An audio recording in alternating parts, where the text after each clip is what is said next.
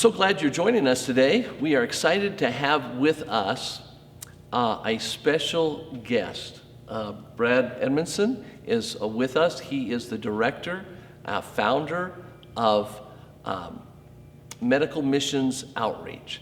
It is a outreach that has traveled. They've traveled around the world. How long have you been doing this? For 16 years now. 16 years. Yes, sir. And you went to school with Matt, is that right? Yes, sir. Matt and Josh both. And, oh man, how did you survive? I know, barely.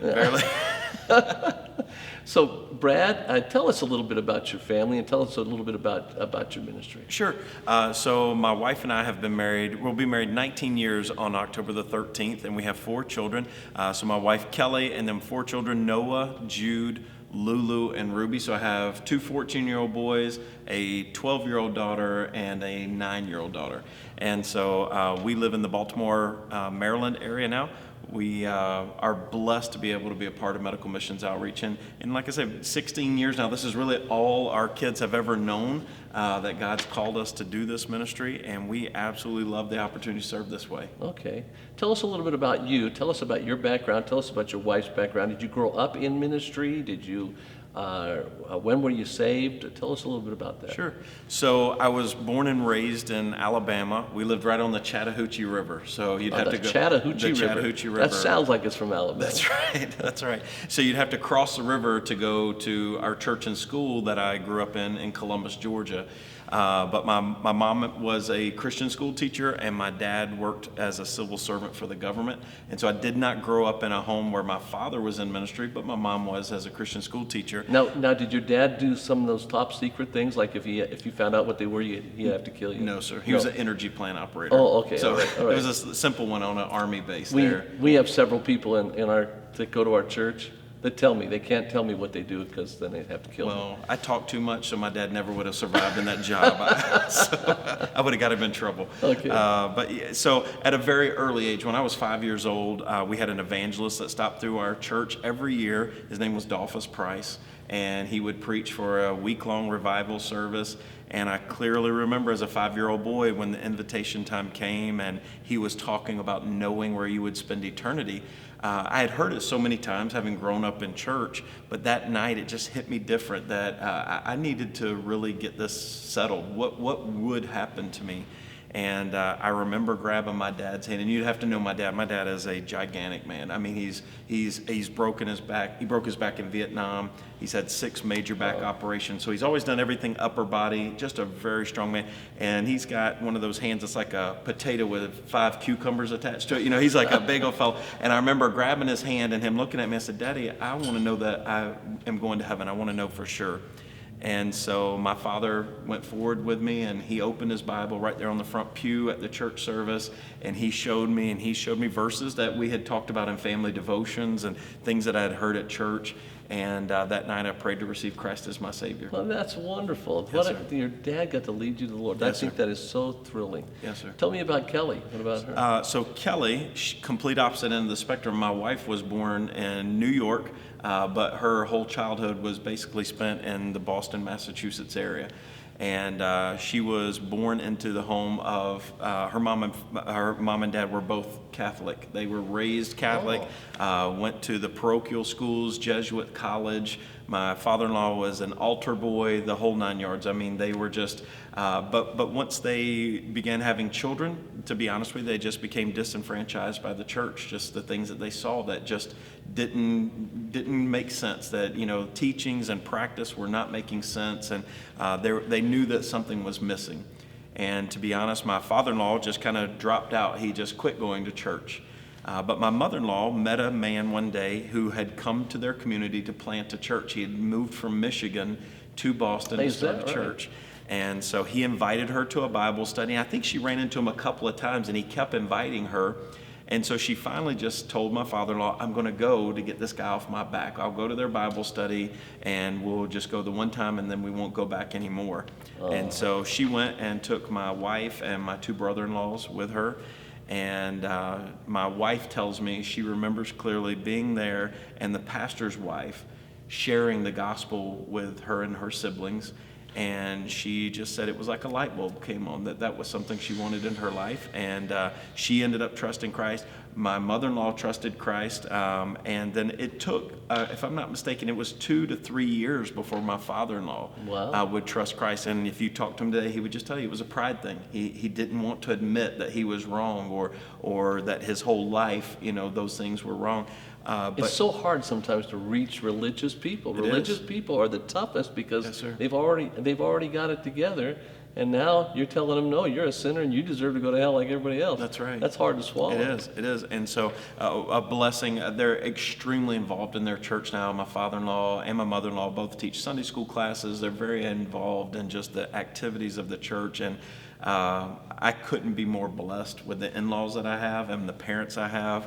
We're very blessed with a very close family and a family that's very strong in our faith as we try to rear our children, their grandchildren, to serve God as well. That's so great. That's a wonderful testimony. And so Kelly's brother's serving the Lord then too? She has a brother that lives in the Knoxville area.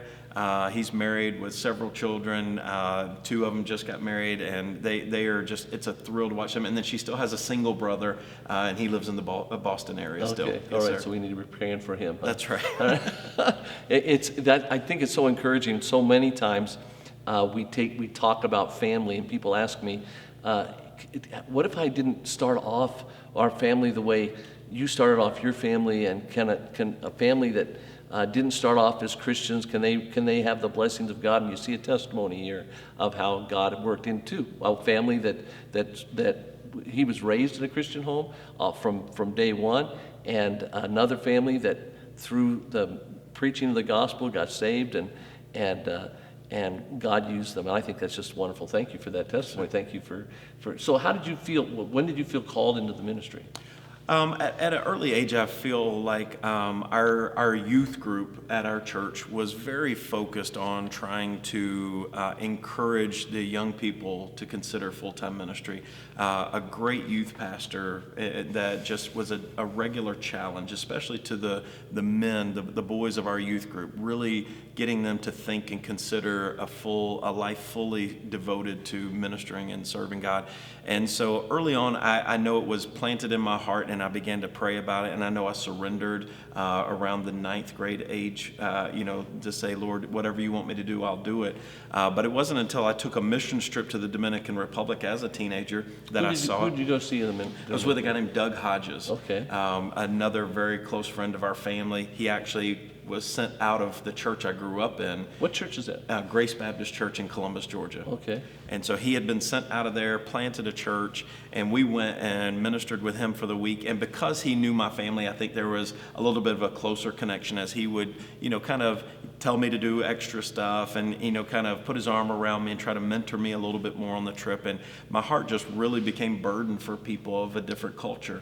And so I came home and, I kept saying, is this what you want me to do, Lord? And to be honest with you, I didn't know. When I went to college, I surrendered to study pastoral ministries and missions and just thought, Lord, wherever you'll send me, whatever you want me to do, I'll be willing to do it. My wife, on the other hand, felt at a very young age, she knew she was called to missions.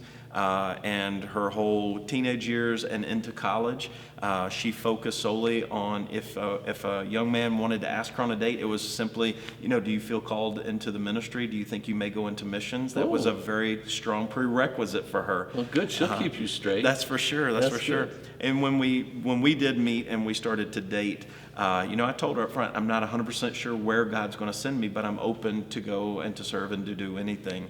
And it's a good thing because you're doing everything all over the place. So. That's for sure. That's for sure. Initially, God's direction for our life after graduation, I ended up moving back to Alabama and was unsure exactly what ministry. Several ministries, I had opportunities, never had a peace about it, and we were still engaged. We had not gotten married yet. And a church called me out of the blue and just said, hey, we were wondering if you would come candidate to be our pastor. And I said, absolutely not. I just graduated from college a month ago. I'm not interested. I don't have the experience. And the gentleman said, well, would you at least consider coming down and filling the pulpit for us? And I said, absolutely. I could use the experience. I would love to, especially while you're looking for someone. It was about an hour southwest of where I grew up. And so I started driving every weekend down there and just filling the pulpit. And my pastor at the time, his name is Jeff Amsbaugh. Jeff is your pastor? Yes, sir. And he is a close mentor of mine, and he really encouraged me to continue going down. And one day the deacon just said, "Why won't you be our pastor?" And I just told him, I said, this is not me. I'm not the man. And he said, "Would you at least pray about it?" And I remember asking Pastor Amsbaugh, and he said, "Bradley, I think you are prepared. I think you should go down." And You sure he wasn't just trying to get rid of he you? probably was trying to get rid of me. I'm sure that's definitely what it was. He led the ordination council for me, and they sent me down, and I was called to pastor the church. And for 5 years, my wife and I served there as the pastor of the church. And that's actually where God started medical missions outreach while we were in ministry there. Okay. Yes, sir. Well, I didn't know that. I'm glad you're telling me all this. So,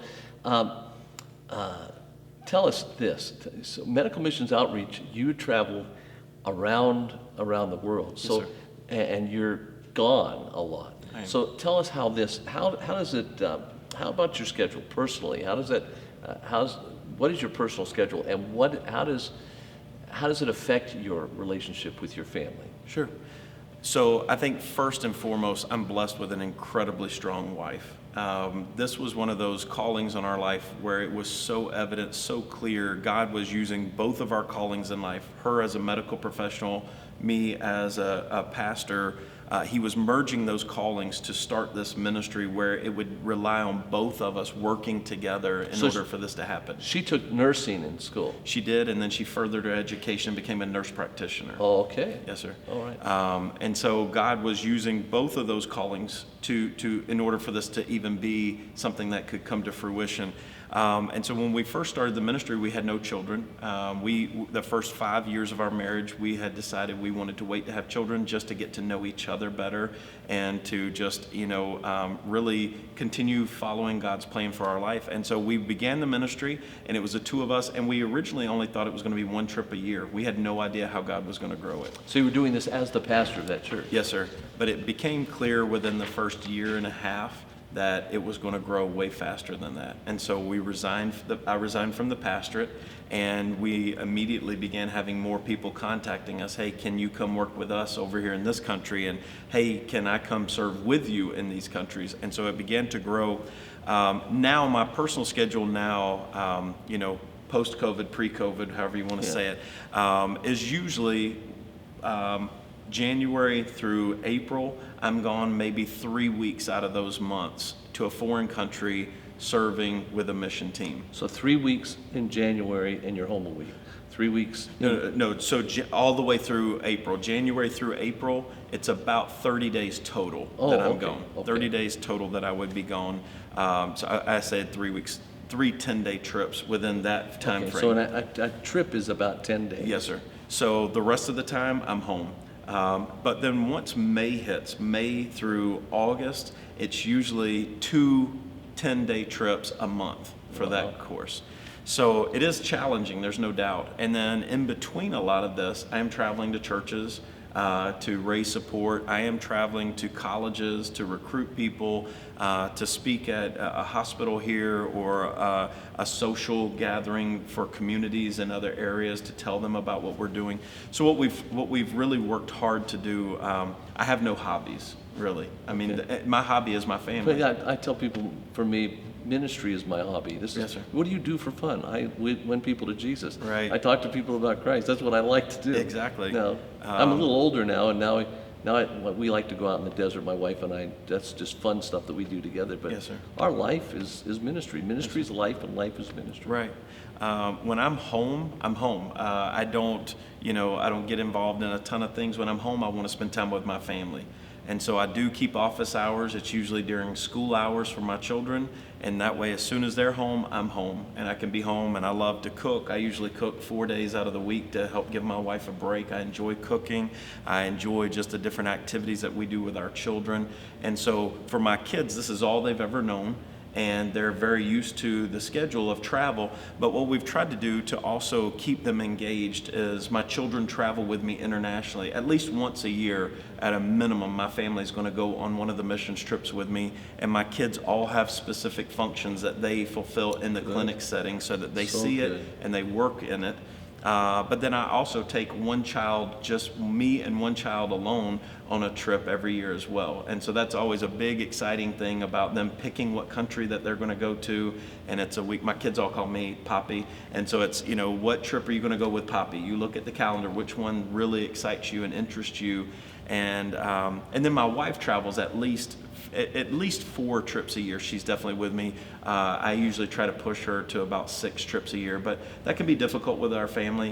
But it's just the way God has allowed us to balance that, and we really have a very close-knit family. We do. Great. We love it. My next question is this. Tell us what a typical short-term missions trip is like for those interested in joining. Sure. So depending on what part of the world they want to go to us with, they may leave on a Thursday or Friday, the travel schedule.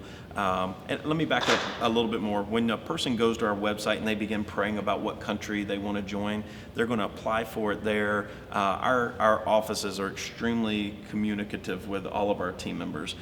Tons of emails. We send out lots of videos to prep them. Different things that we use social media with to get them excited and engaged for this mission trip. But then they're going to leave and go either on a Friday to Central America, or they may leave on a Thursday to go to Africa or Asia. So that first day is all travel. The next morning, once we get there, if you're in Africa with us, say we leave on a Thursday, you're not going to get there till Friday evening usually because of the time changes. We'll get some good rest. Saturday morning, we'll get up, we'll do some team orientation with everyone there together. We love to try to find like a marketplace where we can go down and find a large crowd of folks, and we'll pass out some information about the clinic, inviting everyone to a free clinic hosted by the visiting medical team. So that's the evangelism part on your part. Right, You're yes, really, sir. you're going out there and you're handing out Absolutely. in a language you don't even know. Exactly. They're just seeing this white guy pass out stuff. Exactly. Right? And they'll see a team. A lot of us wear scrubs or the T-shirts that have the medical, jargon on there. And so they see it, and it just really is something that sticks out. And so we're passing out the flyers, gets everyone excited about it. Usually on Saturday afternoon, we'll have a small clinic where we'll treat all the church people, because we're partnering with that church, and we're going to ask those people to come work alongside us every day of the week. And so they'll come in, they'll go get their glasses, see the medical team, whatever it may be, the dentist. And it also gives our team kind of a dry run to get started in this before the real crowds hit.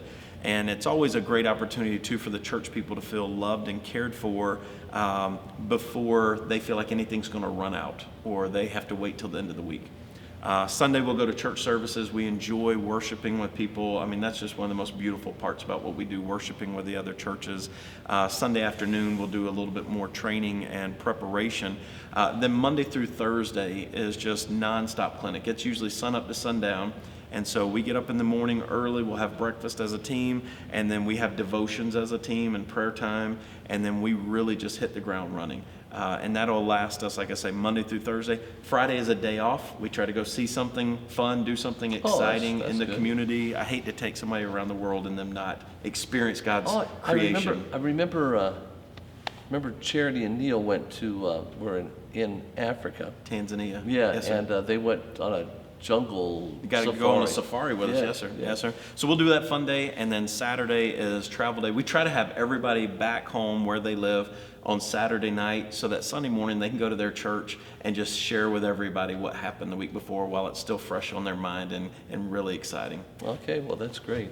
Well, Brad is one of our missionaries. We support him here at Liberty Baptist Church. If you've not been involved in Faith Promise, I would encourage you to get involved, send in your card to Liberty Baptist Church, get involved in giving to Faith Promise Missions because we are supporting him. I'm going to begin talking to him in just a few minutes about what exactly medical missions outreach is. And we're going to talk about several other things, but I do want to take time right now just to say, look, get involved. God wants us to go into all the world. God wants us to preach the gospel to every creature. And that's what medical missions outreach is all about. It's helping reach the world. They can't do it without our prayers. They can't do it without our support financially. And you can, beyond that, with medical missions, you can actually get involved by going. And so let's talk about that for a little while. Sure. Let's talk about what exactly is medical missions outreach and how was it developed? We talked a little bit about that. Yes, sir. So really our focus is church planting and providing the people for a missionary to disciple. We can introduce a community to a missionary much faster than a lot of other avenues. Oh. When you really stop to think about a lot of churches, church planters going to serve overseas, especially when Christianity is maybe not the overwhelming majority of people, it's an uphill battle for them. And so just to even get in front of people to explain the gospel or to begin that conversation can be a very tough mountain for them to overcome. So for a medical team to come in, though, people will kick down the doors to come see a medical provider, a dental provider, or get glasses, especially when it's free of charge. And what it does is it gives that missionary that opportunity where the community is coming to them, and they're able to then either match up people from their church to share the gospel, or they will bring other missionaries alongside them to help them out. But that's really the heartbeat of medical missions outreach. I tell people all the time, we're an evangelistic team that just happens to do medicine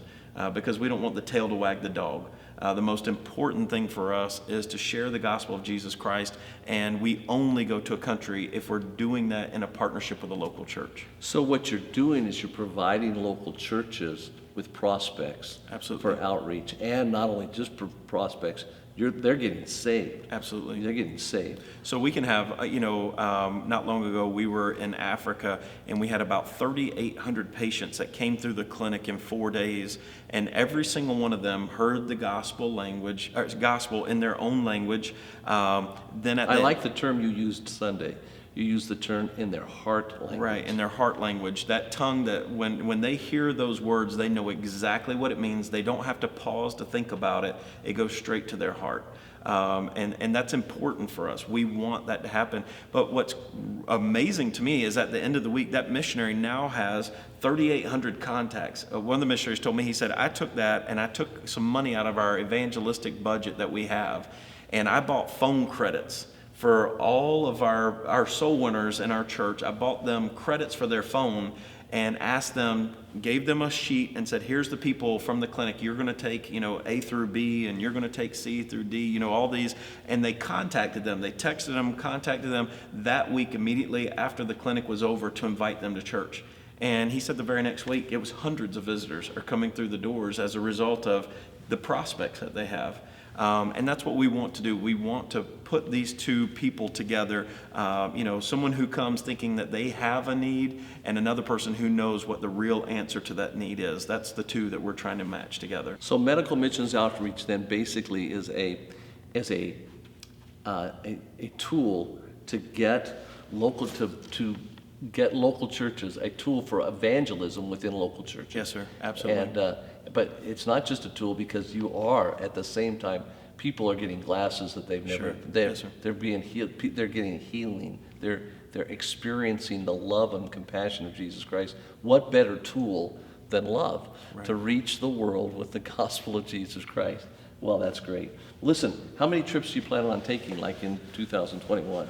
21, I believe we have, I think 23 trips will be going out next year. We had to take everything that we were supposed to do in 2020 and postponed it to 21, but we already had trips planned, and so we just, we're stepping out on faith. I still don't know how it's going to happen. I mean, we got a really good plan, but it's going to be one of those things. We're stepping out on faith saying, God, you're going to have to just help us with some of these details, because it can be overwhelming just to think about trying to accomplish that much work all in one calendar year. It'll definitely be our biggest year ever, but we're excited. We can't wait to conquer it. Well, now can anybody that's listening go on any one of the trips, and can they get a list of the trips, and can they go on a website? Yes, sir. Yes, sir. So if you go to our website, medical-outreach.com, and then there's a drop-down box that says where we go. If you go to that website and follow that link, you'll be able to find all the different countries that we go to, all the dates. It'll tell you the prices, everything that's involved in the trip there. You can find out about the missionaries. There's a link to their ministries. You can really get a lot of info. As far as going on any trip, you're welcome to go on any trip as long as they're still open. Okay. It is a first come, first serve. Our trips max out at 40 people. I think we have about 8 of those trips are already completely closed, but there are several that are still available. And then there are some right now that are only available to medical professionals. It's capped out with the non-medical volunteers.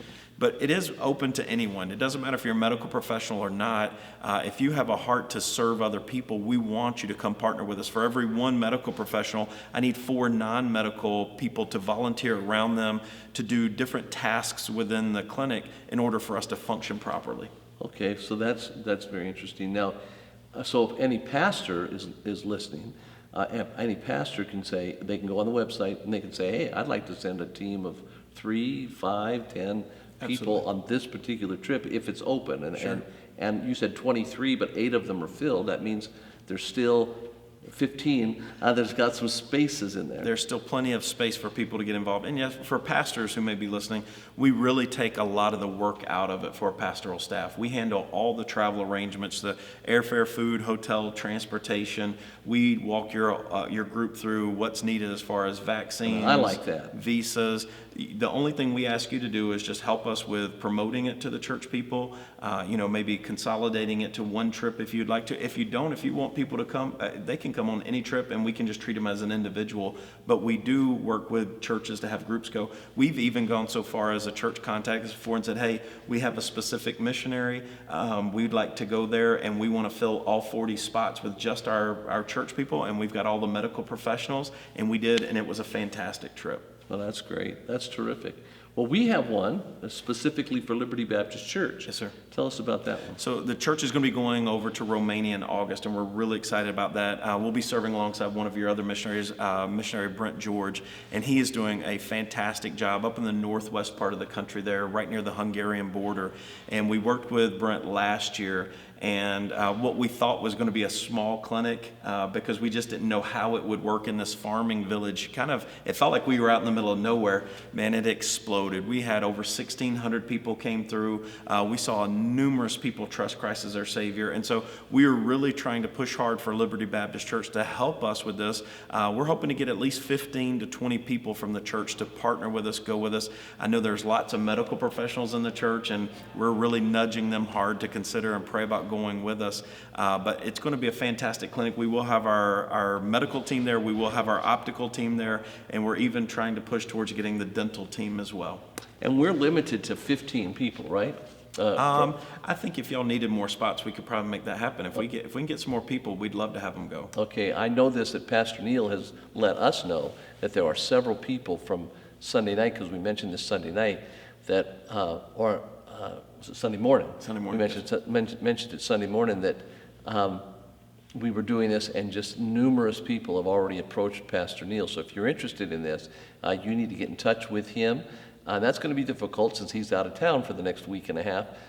But get in touch with the church and just say, I'm interested. Contact April at the church, 702-647-4522, or email us at experienceliberty.com and say, hey, I'm interested in going on that. Save me a spot. And we can't save it forever without you getting really involved, but let us know. Because if this is something you feel God wants you to do, we don't want to miss out on helping you to fulfill that. And I will put into that we did give Pastor Neil kind of a deadline that we need to know for sure if he's going to use those spots so that other people could be put on those spots if not. And so, yeah, please talk to him as soon as possible. Let's fill those spots. And that way, if we don't get them filled, we want to get more people in the mission field to serve. Okay, that's great. Let me ask you about dangers. All right. You know, you think of the mission field. When Charity and Neil came back last time, they showed me pictures of lions and tigers and big animals there. Right. Yes. So now that was on a safari. But right. tell me what the dangerous part of this is. To be honest with you, I have people ask me that all the time. Do you ever get scared going on these mission trips? I'm more scared of Baltimore traffic than I am going on these mission trips. And I know that's kind of a silly answer. We work extremely hard to make sure our team is safe. We have law enforcement that travel on every single trip that provides security. We work locally with the U.S. Embassy knows that we're in country for the entire time we're there. They know exactly where we are. They have contact information to get in touch with us, and the vice versa as well for us to contact them. We work with local law enforcement that should a need arise, they know where we are. We've even had them come to clinics before just to kind of help us, just for security. There was nothing wrong. We just wanted them to come because the crowds were so large. We understand that it only takes one incident, that something could happen that, could be detrimental to our ministry. So we take that very serious, even down to food safety. A lot of people don't even think about that. Food safety is something we take very seriously as well to make sure people stay healthy the whole time. The reality is it's a fallen world, and we can take every precaution we want to, and if the Lord wants to allow something to happen, He could, but we are very diligent about making sure that we think through processes and that we are going to keep everyone safe. I tell people all the time, I'm taking my family on these trips, so you better believe I want to keep them safe. Sure. And as much as I'm going to try to keep them safe, I'm going to do the same for your family as well. We were on one mission trip years ago. My 3 daughters were with me, and there was a communist insurgents that we were threatened about, and I remember staying up all night long in the motel just looking out the window. The kids were sleeping well. Right. But the truth of the matter is, there's no safer place than in the center of God's will. Right, if that's where God wants us to be, then, yes, sir. Then we're in good shape. So, tell me about the clinics. You talk about the medical clinics. When a person comes to a medical clinic, how do you wind up sharing the gospel? You went to Romania, over 500 people got saved, 1,600 people came. So do you have like a service at the end of the day? Is there preaching? Is there, do the individual people that are working lead someone to Christ? How's that? Sure. So we're very passionate about our philosophy on this. So when a patient comes in the door, they are greeted by someone from the local church there. They work our registration table. So they're going to come in and get their name, address, date of birth, phone number, all of that pertinent information for us. They'll even ask them a little bit about their chief complaint to fill out on our forms for us. Then they're passed off to the triage, and that's their first person that they meet from our team. So they're greeted there to have their weight, blood pressure, temperatures taken, all of that kind of stuff. Now, do you have to be a medical professional to do what you just said? Not necessarily. We can train. I mean, we can have you helping us with taking weights easily and temperatures. Okay. That's very easy. We usually have at least 1 to 2 medical professionals up there so that they oversee everything. But you're right. A non-medical volunteer, that's a great place that they'll help serve. Okay. They'll pass from triage to then going to see the medical team. So this is where they're going to walk in, share whatever problem they have. We call it an episodic clinic. They can share any problem that they have, and if it's within our skill set and our resources, we'll help them on the spot. If it's something that we need laboratory, we have our own lab, but if it goes beyond the lab procedures we can do, we usually try to work with an outside lab there in the community to have lab testing done, or maybe even follow up with a certain discipline within the community, a specialist, if you will.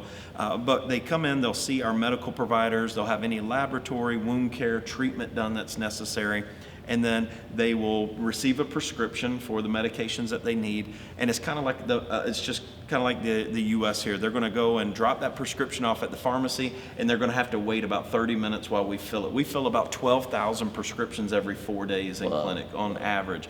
And so the clinic pharmacy is a hot spot. I mean, it is always running. So while they're waiting, that is the perfect opportunity to introduce them to another person from that local church, someone that's been educated in how to share the faith, how to lead someone to Christ. And so we are passionate about getting to have them sit down one-on-one with someone from that church. Again, hear the gospel in their heart language, somebody that knows the cultural differences, that knows what it's like to trust Christ out of Buddhism, or having been a former Muslim, knowing what that's like and how the family may treat them, how to use illustrations and any type of euphemisms that are commonly accepted planted there in order to get the gospel message across correctly. And we're very passionate about that. I remember being in Fiji one time, and I used this illustration about going to, it's an illustration about prayer. I've used it all over the country about going to Space Mountain in Disneyland, which is an indoor roller coaster ride. They didn't know what Space Mountain was. They didn't know what a roller coaster was, right. And it just fell flat. But when you're talking in your culture, people understand what you're talking Exactly. about, and so that's so valuable that you have somebody from the local church, the local culture. So I could go if I wasn't a talker at all. I'm a background type of guy. I could be used Absolutely. as well as anybody else because I'm not there expecting to preach or teach or anything like that. Exactly. We tell people that all the time. You're going to feel comfortable in this, and if you are someone that enjoys sharing the gospel, I tell our team all the time, listen, I have no problem with you helping to set the groundwork. We try to explain how to share the gospel in other cultures and other languages. I have no problem with you beginning this. Pray with people. Put your arm around them. Tell them that you're excited that God had a reason for bringing you to the clinic today, that there's great things for you to hear and learn about. And we do that. But they'll go and they'll hear that from that person. And the other good thing about this is they already know the medical care was free of charge. They don't have to make a decision in order for them to receive their medications or good. care. Yeah. That this is ethical.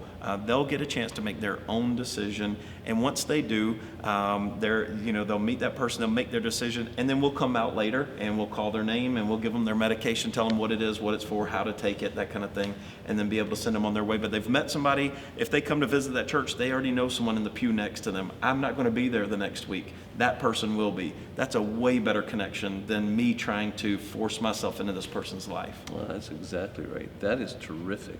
I love this. So there's no evangelistic meetings or revival services or anything, just a regular church services. Unless the missionary feels like it's something that fits within their culture and he feels like it would be a help to their church, that's the normal way we do it, and we've just found it extremely effective. So even if I've never led someone to Christ, I can be effective in Absolutely. going out with medical missions. Yes, sir. Absolutely. Okay.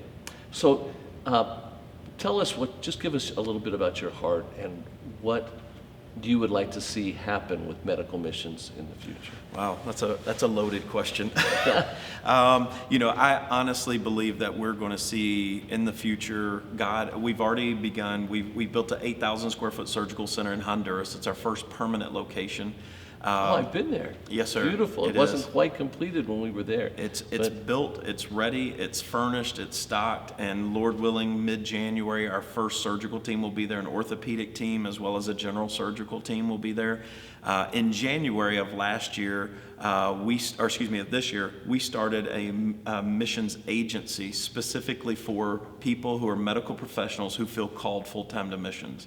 We were seeing more and more of them, but there was not really a clear place that not only provided the pastoral care of a missionary to keep them on the field longer and help them with emotional, mental things that will happen on the mission field, to keep them, encouraged spiritually, but then also just to kind of help keep them focused medically, practicing it within their scope of medicine and licensure, providing the care that they need and the resources that they're going to need on the field. God called us to this, and our first doctor that joined our staff, he is now living in Honduras. He oversees this surgical center. He is sitting on go. He is so excited. He goes to the clinic every day, just says, man, I'm ready for January. I'm ready for January. Let's get this going. But we really honestly feel that we're going to start seeing more permanent locations around the world. We bought 2 acres of land in Tanzania.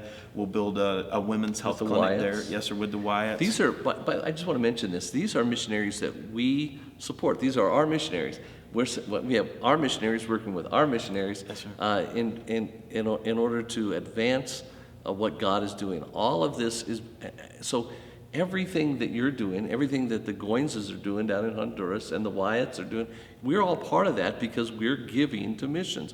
And these are our missions projects. It's just a wonderful thing. I tell people all the time, when in supporting missionaries, the sun never sets on the ministry of Liberty Baptist Church. Yes, sir. Because we have missionaries all over the world, and So wherever you go, you've gone to Fiji, haven't you? Yes, sir. We have. We've worked with Navibola and Yes. Fiji as well. It's a compounding of your investment. That's Who does not want to have their investments compounded? That's exactly And that's right. exactly what this is when we can partner. And that's what the Bible teaches us, that this is a team effort for us to reach the world like this.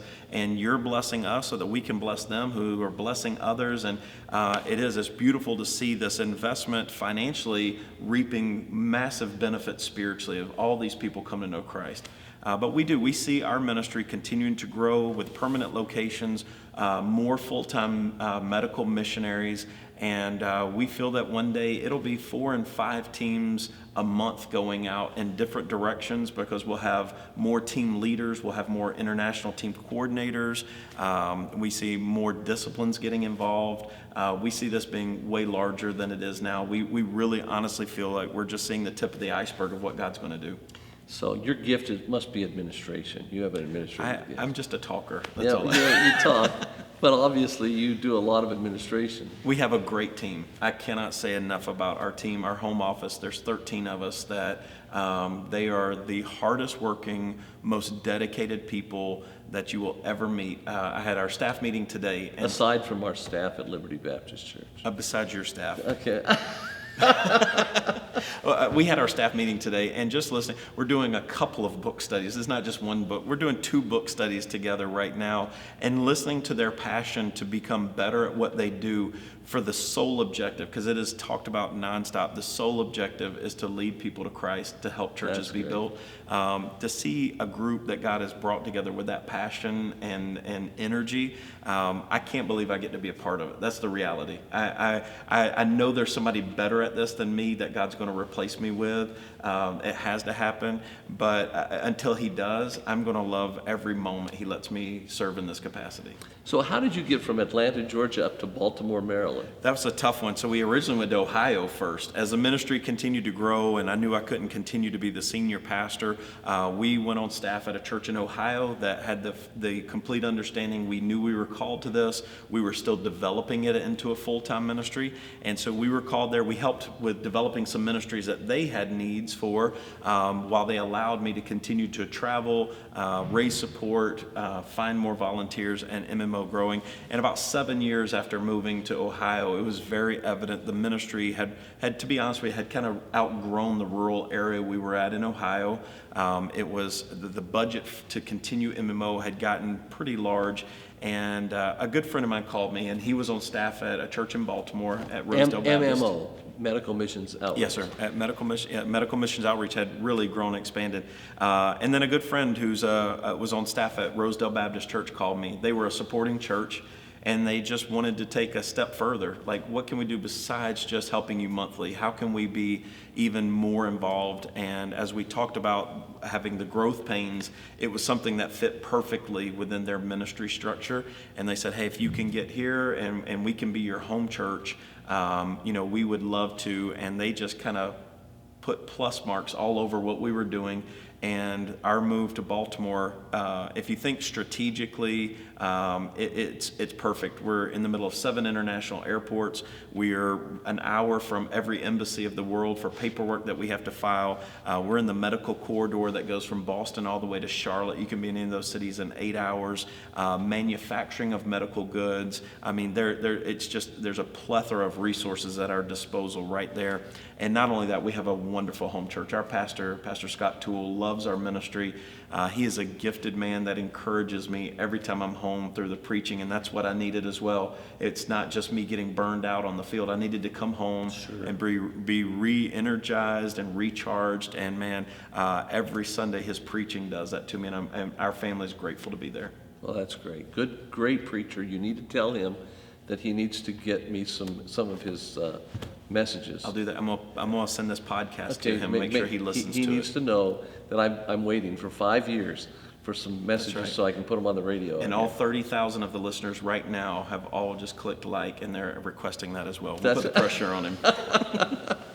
You, Brother Toole, you can have a ministry here in Las Vegas, Nevada. You can be feeding the flock here and be a help to me. And I appreciate your ministry. So tell me then, how exactly does someone sign up for Medical Missions Outreach? And how do I get involved if I want to get involved in any of the projects or in the Liberty Baptist Church project? Sure. So it's simple. Just go to medical-outreach.com, go to that drop-down tab where it says where we go. You'll see Romania listed there, and there's an application that as you begin to fill it out, it'll ask you, are you a part of a group? And that's where you're going to just put that you're from Liberty Baptist Church, and that'll plug you into that Romania slot so that we have those slots already reserved for you. If it's that something where the dates don't fit and you feel God may be calling you to participate in another trip, you're just going to fill out the application. You can still let us know that you're from Liberty. That's always a blessing. But once you fill out that application, we will take care of it from there. We'll contact you immediately. And then it's really going to be just systematic communication from our ministry offices to you to help you feel prepared. We're going to tell you about how to pack, how much you can pack. We're going to tell you things that would be appropriate to wear for climate, for the ministry, for the culture. We're going to talk to you a little bit about where we're going to stay, the food. There's going to be a lot of resources at your disposal, so you want to make sure to add us to your inbox and not your spam box so that you'll get all that information. We'll add you to a special closed Facebook group page as well, so you'll meet all the other people that are not from Liberty. You'll start meeting some of those team members, and we can begin encouraging each other. We'll have Zoom meetings as a team ahead of time where we'll have prayer time together, just praying for the trip. And then before the trip, you're going to receive... And you'll tell us that don't know how to use Zoom. We'll walk you through that too, exactly. Okay, good. Exactly. And then you're going to get a big welcome box in the mail too before the trip, and it's exciting. All kind of fun things in there. One thing that you're going to find is a new journal that we're going to give you this year, and it's got some devotions that you can start in your personal time ahead of the trip just to prepare your heart for travel. You mean I have to be spiritual to do this thing? Maybe, just a little. Okay, all right. And then through the trip, after the trip, it's going to be a lot of fun. You definitely don't want to miss this. It'll be life-changing for you to experience it, especially if you've never been out of America. Man, it is just exciting to travel, see some beautiful things, meet people, and then fulfill this need of just caring for people, showing compassion to people like Jesus does. I can't talk highly enough about it. I love it. I'm excited about y'all coming. Well, I'm glad that you joined us, and I'm glad that you had an opportunity to hear from Brad and the entire mission team. It's going to be exciting. It is exciting. It just thrills my heart. I want to say this: if you're not a member of Liberty Baptist Church and you're listening, you are a pastor, because we have a lot of pastors that join us by way of the internet. And you'd be interested, you can get in touch with him the exact same way. Just get in touch with him. Set up a mission trip from your church. We have sent as many as 13 or 14. We've sent as few as 3 and 4 on different trips that people have just wanted to sign up for. It's a great ministry to be involved in, and you are still needing for 2021. You're looking at still 113 volunteers that you need. Yes, sir. And so that would translate into about 25, 30 medical professionals, and the rest would be non-medical professionals. To some degree. There are some trips that are specifically looking just for medical. We're in need right now of 6 doctors specifically for some specific trips. And so if you're a medical doctor or a pastor that has some doctors in your church, I would love to share with them the needs that we have. Those are some heavy burdens right now that we're trying to fulfill a few of those spots that can work alongside our staff. Okay. Well, I'm Dr. David Tice, but I don't think I'll scrub be able you to in. Well, listen, we're glad that you listened and that this is, you've been able to see this. God is working. God's working here at Liberty Baptist Church. I want to encourage you. To get involved in missions in every way you can. Take that trip. If you can take the trip, sign up for the trip. If you can't, get involved in giving to missions. Somebody walked up to me yesterday, handed me $1,000, said, I just want to give to missions. I would encourage you, get involved on a week-by-week basis to missions.